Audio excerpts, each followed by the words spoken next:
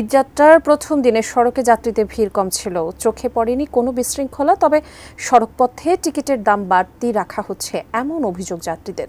আর জানাচ্ছেন মাহফুজা মুসলেহি। সড়কপথে ঈদযাত্রা শুরু হয়েছে আজ। প্রথম দিনে নেই যাত্রী চাপ। সকাল থেকেই রাজধানীর বাস টার্মিনালগুলোতে দেখা যায় প্রতিদিনকার নিয়মিত চিত্র। যাত্রী অপেক্ষায় রাজধানীর কল্যাণপুর ও গাবতলী বাস টার্মিনালের কাউন্টারগুলো। যে কজন যাত্রী আসছেন তাদের নিয়েই ছাড়তে হচ্ছে গাড়ি। ফাঁকা বেশিরভাগ আসন। এর মধ্যে যারা যাচ্ছেন স্বাচ্ছন্দ্যে যাত্রা করতে পেরে উচ্ছ্বাস তাদের।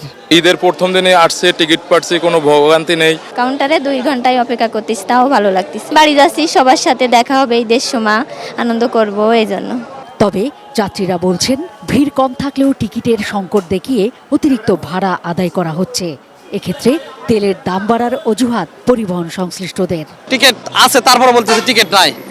অ্যান্টিব্যাকটেরিয়াল অ্যাডিটিভ যুক্ত সেরা ওয়াটার ট্যাঙ্ক বিশুদ্ধ পানিতে ব্যাকটেরিয়া জন্মাতে দেয় না। কিন্তু যখনই টাকা বেশি দিলাম তখন বলছে টিকিট আছে, ওনারা টিকিট দিয়েছে, আমি টিকিট পাইছি। ভাড়া আগে ছিল 700 টাকা, এখন 900 টাকা যাচ্ছে।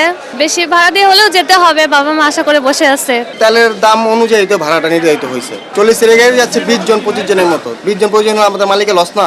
এবারের ঈদযাত্রা নির্বিঘ্ন করতে যে কোনো অনিয়মের বিরুদ্ধে কঠোর অবস্থানে থাকবে আইন শৃঙ্খলা বাহিনী। অন্য ঈদযাত্রা থেকে এবার গাবতলী ঈদযাত্রাটা খুব ভালো হবে আগের থেকে আমরা আশা করতেছি। আমাদের সবাই যৌথভাবে কাজ করতেছে, থানা পুলিশ, ফাঁড়ি পুলিশ, র্যাব, কোনো সমস্যা নাই। মাহফুজা মুসলেহি, এটিএন নিউজ, ঢাকা।